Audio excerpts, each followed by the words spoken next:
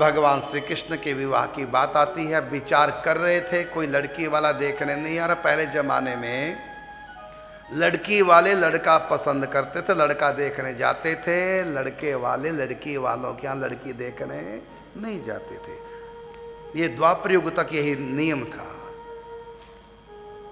लड़की देखने लड़के वाले नहीं आते थे, लड़की वाले लड़का देखने लड़के के घर गांव जाते थे।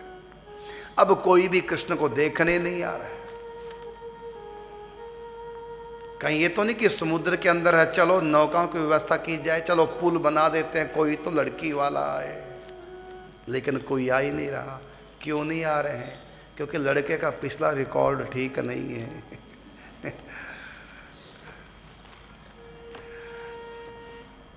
कुछ लोग कहते हैं इनके पिता का नहीं पता, कोई कहता है वसुदेव, कोई कहता है नंद बाबा। अब इनके पिता का ही नहीं पता कौन है। ये क्षत्रिय हैं कि अहीर हैं, पता ही नहीं। ये गोप जाति के हैं कि क्षत्रिय हैं, कुछ पता नहीं चल रहा है। लड़की वाले सारे कन्फ्यूज हैं। सकल सूर तो सबको पसंद आ जाती है, लेकिन और बातें थोड़ा प्रश्न खड़े हो जाते हैं। तो सुन सुन करके बात ही नहीं बनती। और क्यों बनेगी बात? क्योंकि भगवान का विवाह ऐरा गहरा नत्थु खैरा से नहीं हो सकता। भगवान जब अवतार लेके आए तो इनकी दिव्य शक्तियां भी अवतार लेके आई, वो पत्नी की भूमिका निभाएंगे।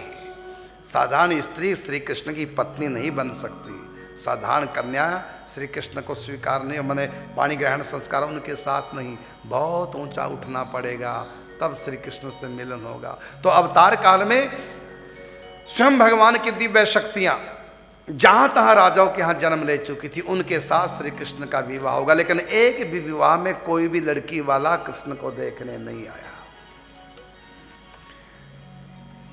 श्री कृष्ण के जो 8 पटरानियां होती हैं वो कोई साधारण नहीं थी। भीष्मक महाराज की पुत्री रुक्मणी, ये महालक्ष्मी का अवतार है। सत्यभामा उज्जैन नगरी के नरेश की पुत्री, बिंद अनुबिंद की बहन सत्यभामा ने मित्रविंदा, ये भगवती गंगा जी का अवतार है। सत्यजित की पुत्री सत्यभामा, ये पृथ्वी देवी का अवतार है। लक्ष्मणा मर्द नरेश की कन्या, भगवती सरस्वती का अवतार है।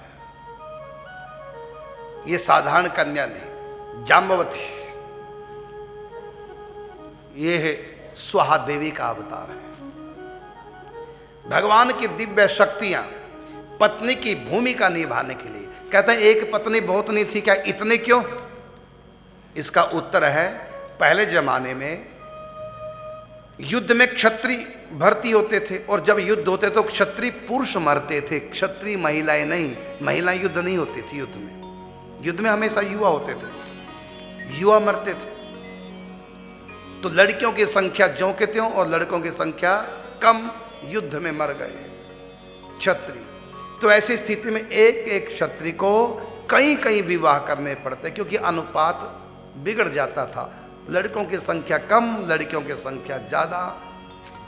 इसलिए तो एक एक लड़के को कई विवाह करना पड़ता था। ये प्रथा केवल क्षत्रियों में थी, जिससे कि स्त्री पुरुष का अनुपात बराबर हो, अनबैलेंस ना हो। तो एक एक को कई विवाह करने थे। तो कितने विवाह करने का? जितने जिसकी समर्थ हो। अब परमात्मा की समर्थ कितनी है जानते हो?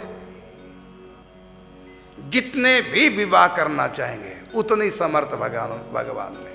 यदि कोई एक भी विवाह करने को तैयार नहीं है, बाल ब्रह्मचारी है।